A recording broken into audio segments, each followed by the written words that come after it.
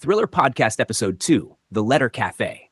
Sometimes love doesn't find you in a crowded room. Sometimes it waits behind a locked door, whispering your name. Chapter 1, A Cup of Coffee and a Stranger. It started on a Tuesday. Rain splashed down on the cobbled streets of Montfort as Eliza ducked under the awning of a tiny cafe she had never seen before. She was late, her umbrella had broken, and her heart still healing.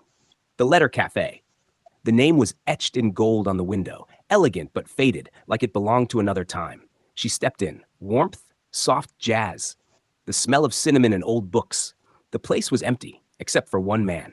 He looked up from his coffee. Whoa! His eyes were the kind that made you forget how to breathe. You're soaked, he said, standing up. Here. He handed her a napkin. She smiled awkwardly. Thanks. You new in town? He asked. Just visiting, she lied. He pointed to the seat across from him. Then let me welcome you. I'm not really in the mood to talk, she mumbled. That's okay, he said gently. Sometimes silence says more. She sat down. They didn't speak again for 10 whole minutes, and yet something passed between them. Chapter 2, The Letter. She returned the next day, and the next. He was always there. Same table, same coffee, same mysterious aura, but he never told her his name until the 5th day. Eliza, he said suddenly, what would you do if you found a letter addressed to your future self? She laughed. Is this a game? No. He pulled a faded envelope from his coat. It was sealed with red wax. Open it, he said. Why me? Because I wrote it before I met you. Her hand trembled as she opened it. Inside, her name, and this message. If you're reading this, it means I found you again. Don't trust the clock. Time is lying. Follow the rain. Find me before I forget you. Again. What is this? She whispered. He looked devastated. I don't remember writing it, he said, but my handwriting, it's mine. Eliza stood up, confused, angry, scared. This is crazy. I know, but I know you. I've dreamed of you every night for years. She backed away. I have to go. Eliza, wait. But she was already out the door. And the moment she stepped outside, the cafe vanished. Chapter 3, The Clock Doesn't Tick. She searched for it all week. The Letter Cafe wasn't on any map. Locals claimed it had burned down years ago, but the letter stayed in her bag, and the memory of him haunted her. Then one night, knock, knock, knock on her hotel room door. She opened it. He was standing there, rain-soaked, wild-eyed. I remembered, he said. We were lovers, in another time. What? They did something to us, split us, but I found the cafe again. I found you. Who are you? He grabbed her hands. My name is Alec. I loved you in 1924, in 1960, and now again, every lifetime we meet and every time we forget. This is insane. He held up his arm. A burn mark, a perfect hourglass. They call us the timeless. Every 33 years we find each other, but only if the cafe appears. Eliza stared at him, heart racing. Part of her wanted to laugh, part of her believed every word. Chapter 4, The Room at the End. Alec led her to the edge of the old town. Fog swallowed the street. Then, just like that, the Letter Cafe appeared again.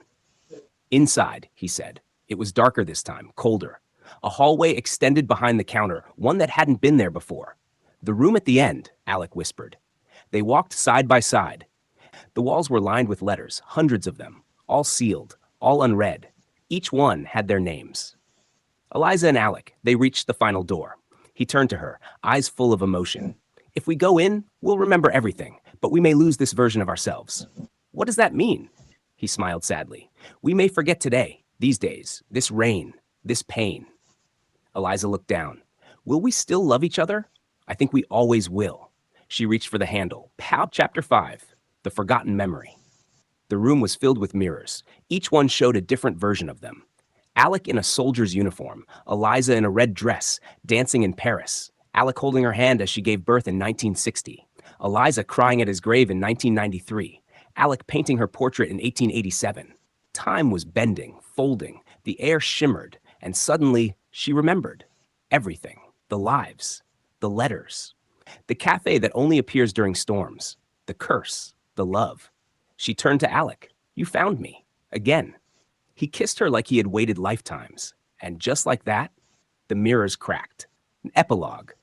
Eliza wakes up every day and walks to the spot where the cafe once stood, but it's never there. She carries the letter in her coat, waiting, because she knows love always finds a way back. English learning tips and homework. 1. Romantic emotion through punctuation. Look how punctuation creates tone. This is crazy. Shock. What does that mean? Equals curiosity, confusion. You found me. Again, soft realization. 2. Vocabulary to learn. Whispered, vanished, faded, remember, letter, lifetime, trembled, haunted, shimmered, cursed. 3. Practice challenge. Write your own short romantic scene using at least 5 of the words above. Example, she whispered his name, unsure if it was memory or dream. The letter had vanished, but the tremble in her heart remained. 4. Reading practice. Read these lines out loud with emotion. Will we still love each other? This is insane. If we go in, we'll remember everything. Try recording each line 3 ways: emotional, quiet, intense. Want the next story to continue Alec and Eliza's time-twisting love, or dive into a fresh romantic thriller?